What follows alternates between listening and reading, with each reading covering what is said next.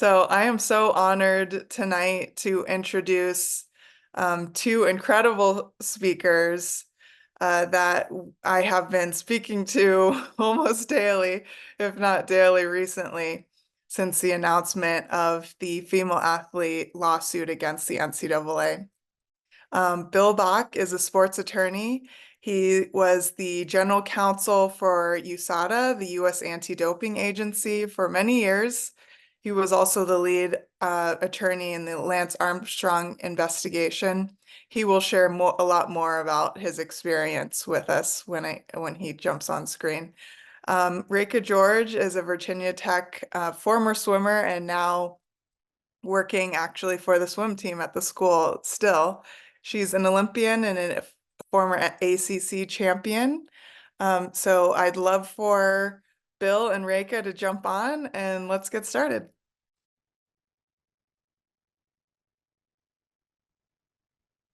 Hello, everyone. Hi. Can you figure it out, Bill? There we go. I was having trouble getting the volume up. Sorry. No problem. So, Reka, I just want to start with you. Can you share with the attendees just a little bit about your start in swimming, where you're from? Tell us about your experience growing up as a swimmer. Yeah, of course. Hi, everyone. I'm from Hungary originally. That's where I started to swim when I was 8 years old. And it's a little bit longer story how I started swimming like competitively. But I guess I just stick with the sport, especially after I had really good results. And I just fall in love with the sport and my teammates and my coaches. And growing up as a swimmer, like I had my up and downs all the time, but I always had a goal. My goal was to qualify to the Olympic Games on one day. And, in 2016, I was able to qualify to the Rio Olympic Games. I competed on 200 backstroke there. And then after that, I decided that I will take a scholarship at Virginia Tech in the US. And that's how I moved here to America in 2017, January. I was part of the team at Virginia Tech until 2022. And after graduation, I worked as an ABA therapist for a year. And then last September, I started to work for the Virginia Tech Swim and Dive team as the director of operations. Amazing. Bill, so how about you? I know it's going to be hard to condense the many years that you've been a successful attorney, but tell us kind of your resume as a sports attorney. Thank you so much, Marcy. First, I want to just thank you for the opportunity to be here with everybody that's a supporter of Icons. And I just want to say that everything that this organization, Marcy, you and Kim, and Reka got it started in 2022 in Atlanta by protesting the NCAA, and just it's the work of this organization and a lot of other affiliated people that has gotten us to the point where we can even think about bringing a lawsuit. So it's an honor to be with you. For over 20 years, my professional career in law has been focused largely on a level playing field and trying to protect fairness and competition and safety for athletes. Over 20 years was with the U.S. Anti-Doping Agency, as Marcia said, and about 14 as general counsel. And we had a lot of cases that involved cheating.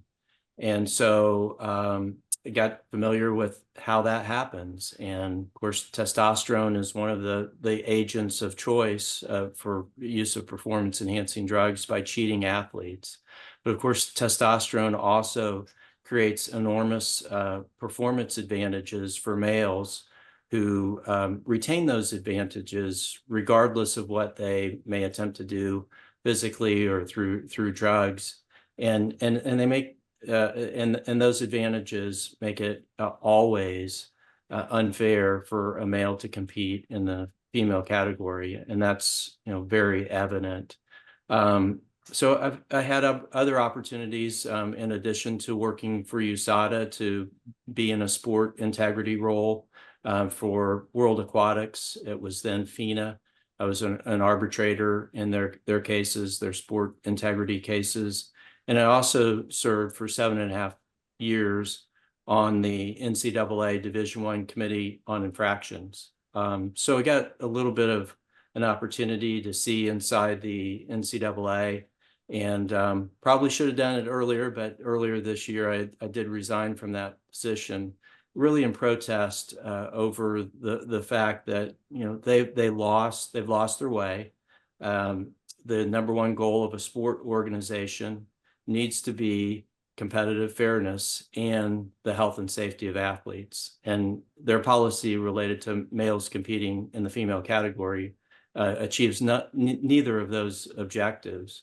So I'm really thankful to have the opportunity to support the courageous 16 whistleblowers in this case, and to be with you today, Marcy. Thank you so much for that, Bill. So it's one thing for you and I to talk about it, but Reka, you have experienced it firsthand. And so could you tell us about your college career, and then walk us through the events that unfolded in 2022 at the NCAA National Championship? Yeah, of course. So as I said earlier, I moved here in 2017, January. That was my first season with the Hokies, and I won the ACC on forehand in that year, and then the following year as well. So I'm a 2 times ACC champion, multiple times ACC medalist. I'm also 2 times All-American in the 4 IM and honorable mention All-American in the 500 free, and with the relays as well through my college career. But yeah, like in my senior year in 2022, that was my last college competition, and I was ready to go and do my best there.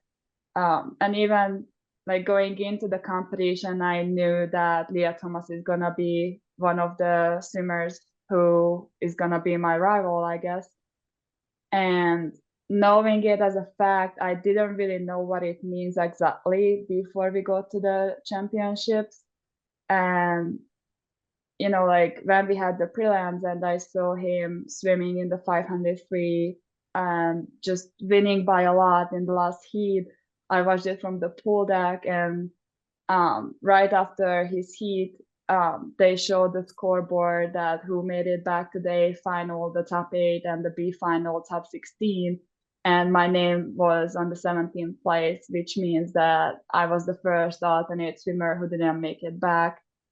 And it was just an emotional roller coaster, like all the feelings, like all the works I put into this, and the feelings that I don't have a second chance to show what I'm capable of. It was just shocking, and like I was so emotional, I started crying, and I just wanted to express my feelings because I felt that I was cheated out from the final. It was taken away from me by a male, and it was the NCAA's fault. So I decided to write a letter to the NCAA. I gave it to them on the last day of finals in 2022. And, like 2 years later, we are here and I still didn't have a word from any of them. They didn't say anything. And it just upsetting because, like many years ago, there were people who fight for our rights and fairness in sports as women. And now we are here, we go again and have to do the same thing for the current athletes and the future female athletes in sport. And I think it's just really sad that it came to the point that we have to go through this again. So every time I hear it, it's just unbelievable. For those of you who may not know, the reason I'm sitting in this chair today is because after watching what happened to Reka on TV and learning of it in the news, my teammates at the University of Arizona asked if I would help write a collaborative letter on behalf of our alumni from our team. And so we did that. We made it public. And in doing so, I got thrust into this issue myself. And that is when I first connected with Reka. I think it was just a couple weeks after the meet that I met Riley and Reka at the time. And I just wanted to know because, you know, our team, as far as I know, was the only alumni to write a letter after the meet happened. You were the only athlete to publish a public letter to the NCAA. Riley was the other athlete who spoke out publicly, but there were so many there at the time. What gave you the confidence to be able to write the letter and to release it at the time? First of all, like, I really do believe that this is the right thing to do. Like, I do believe that we have to speak up. We have to bring up this issue because it's becoming a bigger issue than it was a couple years ago, and just fight for our rights and fight for our equal opportunity in sports against males. I think this is the right thing to do. So that was one of the main points why I wrote that letter. And the other things that I got support from my coaches, I got support from the school. Obviously, my family and my friends were behind me. And they supported me through the whole process why I wrote the letter and sent it to the NCAA. And obviously, like, you haven't seen me in the past 2 years to speak up about it. But as you know, Marshi, I worked in the background and I tried to help as much as I can without being in the public. And it's mostly because, as you said, I was the first athlete who spoke up about this issue. And I was the one who got all the hate from the people. And I just felt so alone in this whole process. But now we are here 2 years later, and I'm so thankful for Bill to be here and represent us, for you to support us as well, and all the other plaintiffs who are working in the background, even with their name or without their name. And I don't feel alone anymore. I feel supported. I feel that I have people beside me, and these people are fighting for the same thing than I do. And I think it's important that we are here today and try to do this on the right way.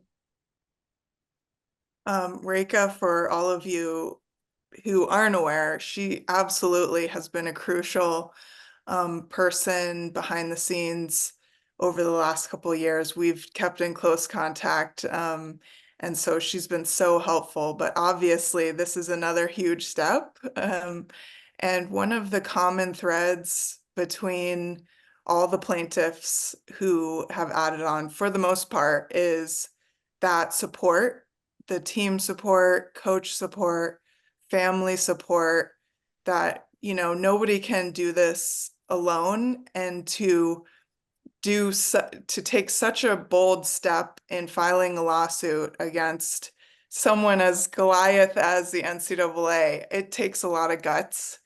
And that is one of the common threads that I've found between meeting and getting to know all the plaintiffs on the case. So, Bill, I'm going to jump back to you now that we're talking about the legal fight. Can you just lay out the lawsuit and what these amazing women are asking for and what you hope to accomplish? Sure.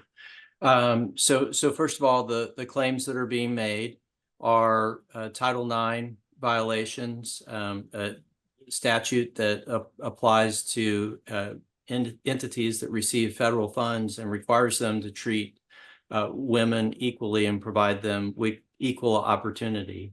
And so our claims are under Title IX. They're also under the 14th Amendment to the Constitution, because one of the things that, you know, I didn't really even realize until getting into this lawsuit and talking with Reka and others that participated in the championships was that a 2-year-old biological, 6'4" biological male shared the locker room with all these women because of the decision made by the NCAA to change the locker rooms to unisex and not provide a safe space for women, which is unconscionable, obviously. And so we've made claims for damages for those that were kind of subjected to their loss of bodily privacy under the 14th Amendment. So we have another group of plaintiffs. 6 of the plaintiffs participated in the 2022 Women's Swimming and Diving Championships, Division I. The second group of 10 plaintiffs are current athletes. And what we're asking the court to do for those current athletes is to invalidate the gender participation policies of the NCAA nationwide so that women don't any longer have to face male competitors in college sports. So I guess this is a question for both of you, really, but I'll start with Reka. Why now? Why is this important for you to be a part of now? Like in the past 2 years, we tried to make changes. Even that I wasn't in public, like I worked with you, I worked with other people, and we tried to make changes. It did not happen. Now that 2 years later, we are here without any rules changed. If we don't make a stand up right now, it's gonna be gone, and we won't be able to do anything about it in the future. So when Marshy reached out to me a couple of weeks ago that there's this lawsuit and we will sue the NCAA and try to change their policy, I have decided that, okay, this is the time we have to go for it. This is the time I have to stand up and talk about the right thing to do and try to make people see why we are doing this and why it's important. So that was the main point for me. And, like fighting for fairness, equal opportunity, and safety for women, that's really important because I have been there, I have been through it, and I don't want anyone to go through it in the future because it's not right. It's not a good feeling, and nobody deserves that. I don't know if you can say it better than that, Bill, but do you want to try? I absolutely can't. But one of the things that we were talking about earlier was this kind of conspiracy of silence that has kind of been thrown up, and it's really been reinforced by the NCAA and their policies, where they attempt to require athletes to not talk about what's happening in the locker rooms, not talk about the policies, and accuse people of transphobic behavior if they do that. And it's very similar to what we've seen in anti-doping, where there was a culture of silence that was pushed by the people that were engaging in the wrongful conduct. And so it's extremely important to stand up to because that gives a lot of other athletes courage, and other people are coming forward now because of what Reka's doing. So I did want to make that comment. The other thing, I'd like to maybe just provide a few legal reasons for why it's the right time. So first of all, women's sport really has a sword of Damocles hanging over its head right now, and that's because of the Biden administration's education department regulations that they have already announced that they want to implement. They've now said that they're waiting till the end of the year after the election, so that it doesn't become an issue in the presidential election. But we need to do as much as we can right now before those regulations change. And we need courts to look at Title IX, and really what the NCAA has done is exactly what the Department of Education is attempting to do, which is to provide a pathway for men to participate in women's sports and take women's opportunities. So it's a really important time. this particular case is extraordinarily well positioned to bring these issues forward for a variety of reasons, but one of which is where it was brought. The case law under Title IX is a little bit muddled. Some of the activist groups have done a very good job of confusing the issues and suggesting that men and women are simply testosterone levels, and if you can reduce a man's testosterone level, presto, he becomes a woman. Obviously not true, but that idea has gotten a foothold, unfortunately, in some courts. But it hasn't in the 11th Circuit. And the 11th Circuit in 2022, after Leah Thomas competed in Georgia, made a decision in a case called the Adams case, where they said that gender identity and biological sex are not the same thing, and Title IX only speaks of biological sex. So we brought this case in part because the law is very good in Georgia for this sort of claim, and the federal courts there, if they follow that precedent, have a real reason to hold the NCAA to account. What the NCAA has been doing for the last 10 years is simply providing a fig leaf and providing cover to colleges and universities to violate Title IX and take away equal opportunities for women. Their defense, they have no defense because the conduct, these rules, they violate the law, but they simply blame the NCAA and say the NCAA is not covered by Title IX.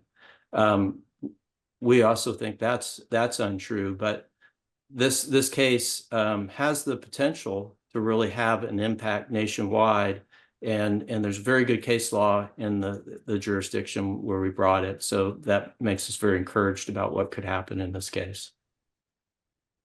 Amazing.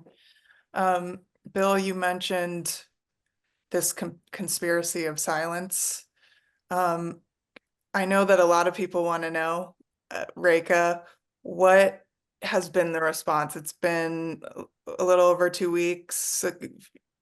Could you talk about what is the response you're getting from friends, family, and the general public on your involvement in the lawsuit in general? Yeah, I mean, in the past 2 weeks were phenomenal, to be honest. Like all the responses from public, from family, from some of the coaches, even in NCAA, all positive. And, like, I think we expected to have positive feedback, but maybe not this many. Like, especially like my experience 2 years ago was a totally different experience. More like the negative side was louder than the positive.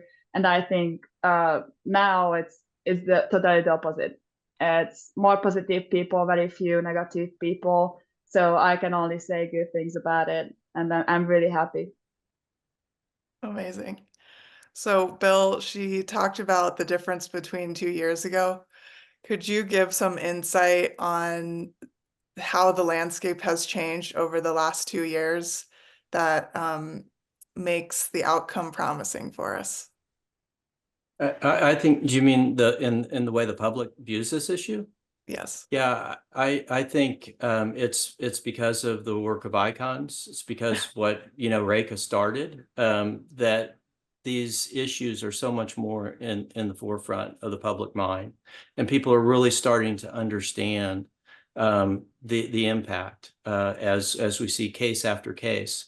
Some of these cases are hidden, and I think what we all need to do is be very vigilant, because there are not just Leah Thomases out there. Leah Thomas was very public about the fact that they had transferred from the male team at UPenn just a year before and were swimming on the women's team. There are a lot of people right now that are males that aren't telling people, and they're competing, and that's dangerous for women. So we need to be very vigilant, and people and help people to be aware and help to identify individuals that are taking advantage of the conspiracy of silence, the fear and intimidation about even asking questions about whether somebody should be competing in the women's category or not. So those things are happening, and I think, but as people stand up and see what's happening, one of the things that I think this case is so important is for people to see what happened in the locker rooms. I don't think that's been a huge part of the discussion. It has been by those of us that, amongst those of us that maybe have some concerns, but now it's entering into the public discussion as Reka and Kylie and Riley go out there and talk about what happened in Atlanta, Georgia in March of 2022, where there were women in the locker room innocently undressing in what they thought was a safe space, and a man walks in the locker room. And that was traumatizing. And I've heard the stories, and it was very disturbing. And the last thing in the world, of course, an elite athlete should be having to confront and deal with right before one of the most important competitions in their life. It's totally unfair. It's totally wrong. The public knows that's wrong, but they were never told that story at the time. So it's time now for those stories to be told, time for more people to speak up, and time for all of us to continue to really uncover the massive harm that's being done through this misguided policy. I couldn't agree more. Reka, for athletes in college now, young women like yourself, what is a piece of advice when people say, how can I help you? What can I do? What kind of things do you tell an athlete like that? Yeah, sorry, I got emotional while Bea was speaking, but yeah, like be brave, be bold, and just speak up for yourself and for your female athletes. And like it's not easy. It's not easy to be public. It's not easy to put your face out there so people can judge you. But this is the best you can do. This is the best you can do for yourself and for everybody else in women's sports. And like we are here. There are many people who you can reach out to. Please do if you need help, because we are here to help. So I think that's the best advice I can give, that we are here for everybody who needs support. Incredible. Okay, we have a lot of questions coming through that I was hoping to run through, but I wanted to add on top of that, if anyone is interested and hasn't been on the plaintiff's website, it's takeonthencaa.com. I will, if Val, if you want to type that into the chat box so people have that.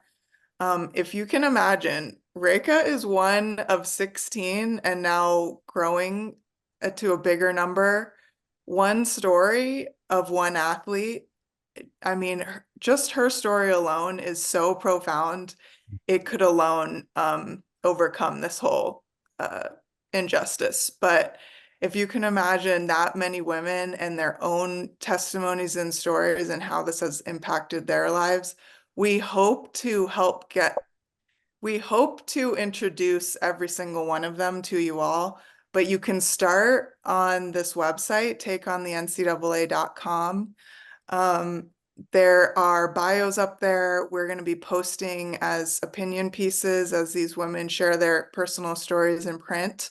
We are adding news stories and interviews that they've been giving in the media. At the bottom of the page, you can read the entire 150 something page complaint that Bill has been diligently working on for many months now. And just learn more about the case itself. Also crucial in supporting these women is if you would like to contribute to their athlete legal fund on that site, you can do that as well. because this is not going to be a small battle. We know that Icons is committed to seeing it to the end. And Bill is so gracious in giving us credit for changing the landscape. We absolutely cannot do this without you all. Many of you on here volunteer a lot of time to help us, have donated a lot of money to help this cause. Please reach out to friends, share the website as well. But enough about that. Let's get to some of the questions. So let me peek through here. So I think we just answered this, John, but what are examples of important things we supporters can do to assist with winning the lawsuit? So my suggestion, I think Reka touched on this and Bill also, is please talk about this openly with your friends, your family, your teams that you're associated with. Even at work, we need to kind of lift this veil of conspiracy of silence that Bill was talking about and openly share our opinions, because the three of us have personally seen the tremendous outpouring of support and realize that, wait, everybody agrees with us. Everybody agrees women deserve fair competition. But communicating that to the masses and saying it's okay to talk about this, I think is one of the most important things that we can do. But I'll open it up to you too if you have any additional suggestions. Marcy, I think that if anybody knows of somebody, or if they are listening and their daughter has competed against a trans identifying male in collegiate sport, bring those stories forward. There may be an opportunity to bring those stories forward to the court, either as a witness or potentially even as a plaintiff, either in this case or other cases. So those are important experiences. You know, Reka had that experience, and her story is very, very moving. And part of what we're trying to do is demonstrate to the court that women are losing equal opportunity in sport, and they need to have it. And nobody can make those points better than Reka or others that have actually lost those opportunities. So I'd say, you know, have anybody that has information about somebody that's competed against a male in collegiate sports under the governance of the NCAA, you know, reach out to you, Marcy, and we'd like to talk with them. Absolutely. I just put my email in the chat. Please reach out. We are constantly trying to share stories. I'll touch on a couple stories in the news actually this week of parents who have spoken out. So please reach out. And as far as this lawsuit is concerned, if it's a collegiate athlete, we want to know sooner than later. So please do that pretty urgently if you're willing. Bill, this is another question to you. Do the members of the NCAA Board of Governors truly believe that Leah Thomas and others are women? Do they really believe this is fair? Or are they under such enormous pressure from corporate sponsors that must go along? Finally, when one reads the transgender policy, it's clear that 0 scientists are referenced as sources. How do they even justify this? You know, they really don't try to justify it. You know, the one of the things that's been so interesting to me as I tried to figure out how these policies came into place is to see the footprint of the kind of DEI and inclusion committee on everything, and that these policies don't tend to come through sports science, don't tend to come through people that have background in sport. And so it's really a misguided gender ideology that says that we need to we need to do this regardless of the science, regardless of the harm to others. And so, you ask if individuals on the Board of Governors know what they're doing. It's not that hard to read a dozen scientific studies that look at individuals that have transitioned their gender, have suppressed their hormones, and see that the males still retain significant performance advantages over females. And there's study after study that shows that. So they're either ignoring the science, or they're not looking for the science.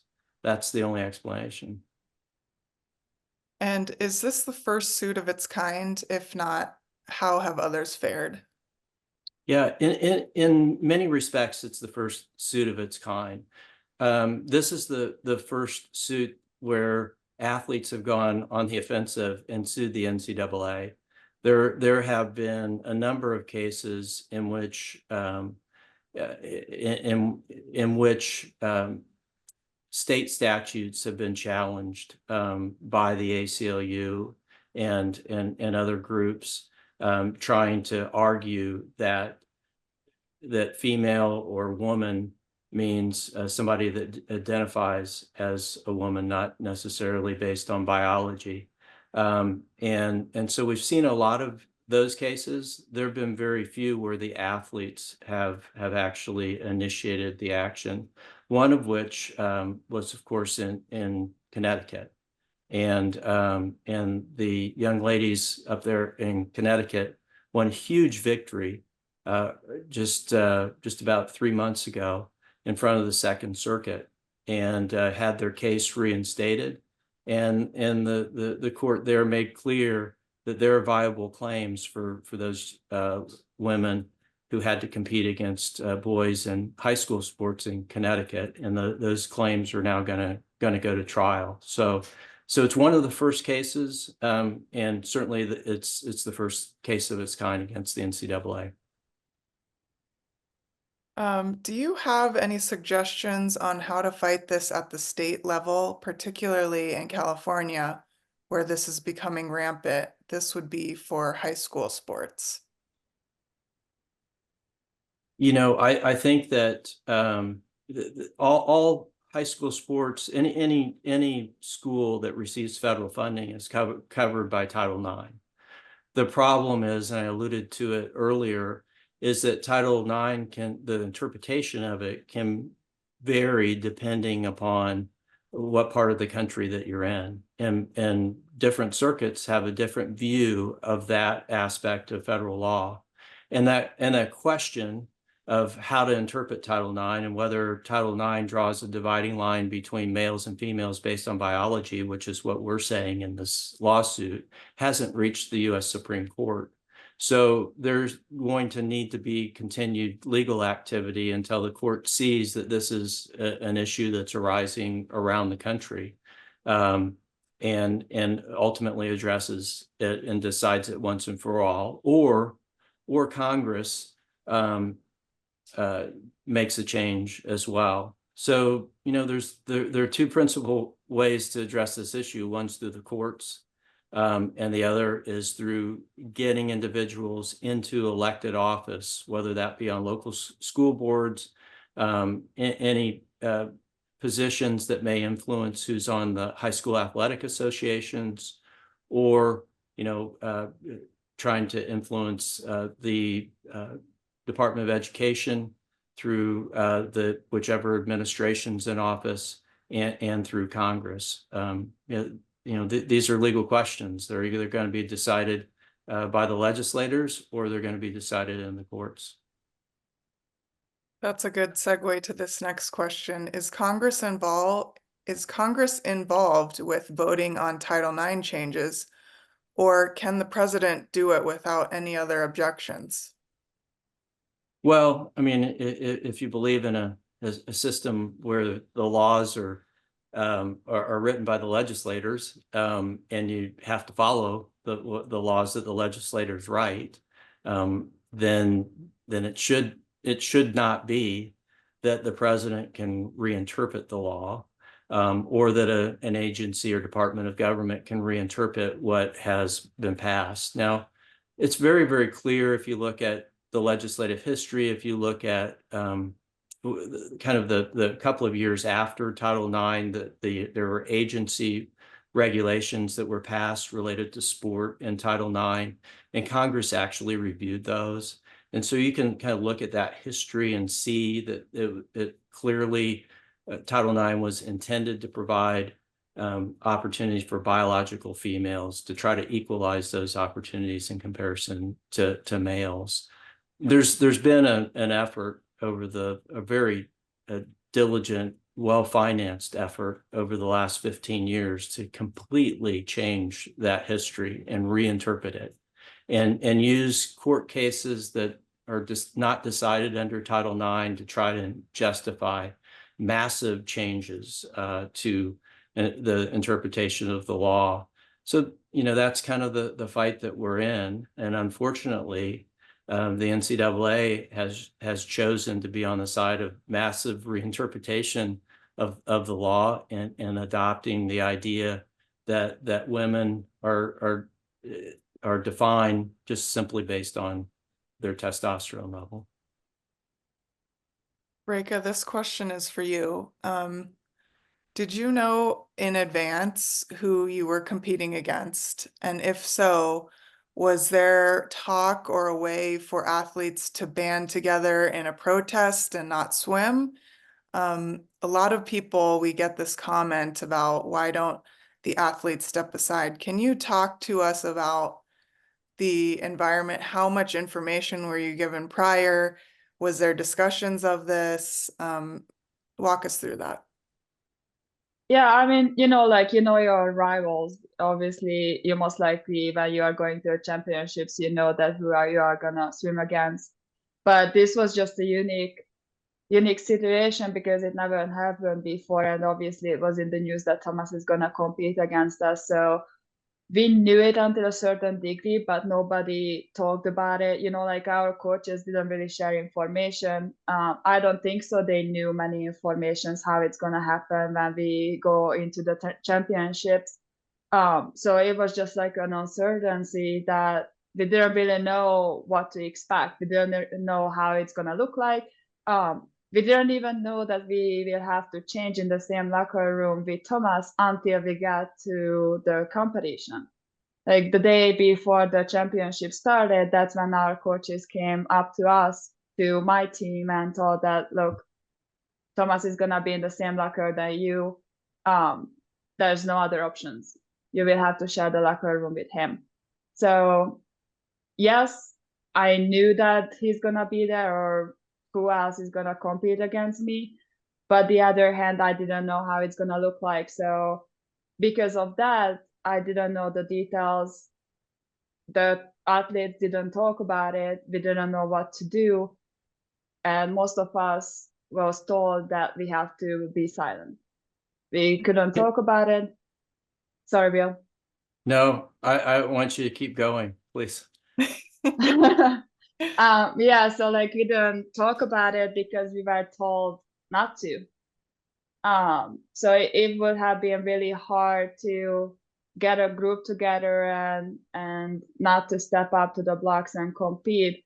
But also, it's about you, but it's about your team as well. And you fight for your team, not just for you. You have your teammates, you have to get points. And obviously, this is what you work for every single day when you go to the practice. And you don't want to miss that chance to compete. So it would be really hard to step down and protest against it.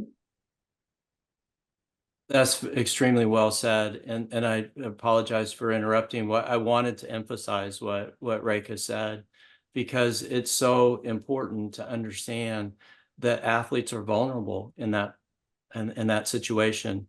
They're vulnerable throughout the season because they give so much, and they have these dreams of competing and achieving excellence, and those dreams are pretty exclusionary of doing a lot of things that the rest of us get to do every day. They don't have time to sit around and be thinking about how they can organize a protest so that the competition can be fair. That's not their job. And Cynthia Millen put it up in the chat. It's the officials' job.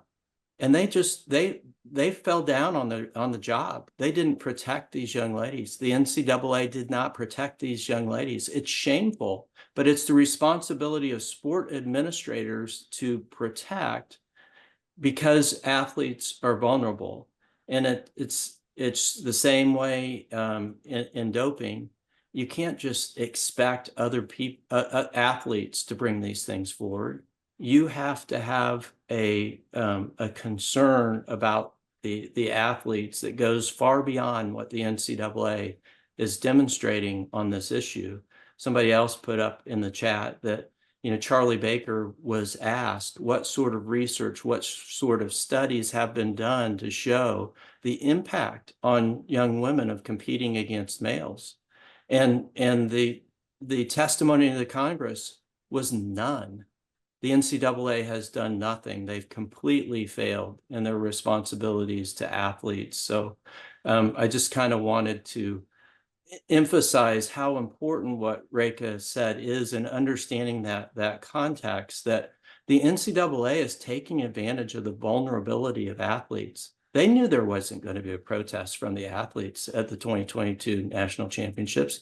They knew they could change the locker rooms to unisex because athletes would never speak up. Their coaches wouldn't let them, because they would tell them, you got to focus on competing and trying to win. You can't be distracted.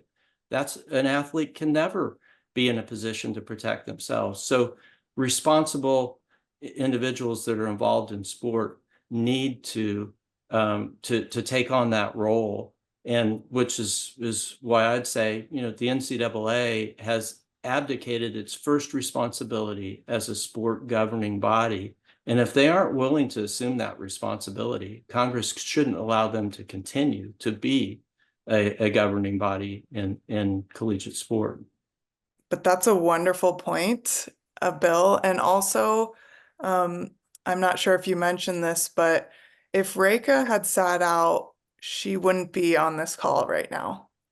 If she had protested, she would not be able to be in this lawsuit to actually show the real damage of missing the finals by one spot. So this is a kind of a touchy subject. As icons, we do not advocate for protesting or boycotting. We do support athletes who want to do that, because some do. Some want to take a stand and sit out, and we hope that they do it as publicly as possible. But we do not advocate for that. For these reasons, it's very complex, so it's an individual decision, and we will support the athlete however they want to move forward. So we're running up on time. I think we could talk for hours on this, but I wanted to give you both the floor. If there's anything that we're missing or you'd like to add, please share with the group. You go, Reka. I just want to say thank you for everybody to being here and supporting us, because it's great to know that we have people who feel the same way. And I guess I can say that we are representing those people who don't have a voice, or they don't have a voice yet. So yeah, it's great, and thank you for everybody to being here. And I think what I would say is the 16 plaintiffs in this case are whistleblowers, they're heroes.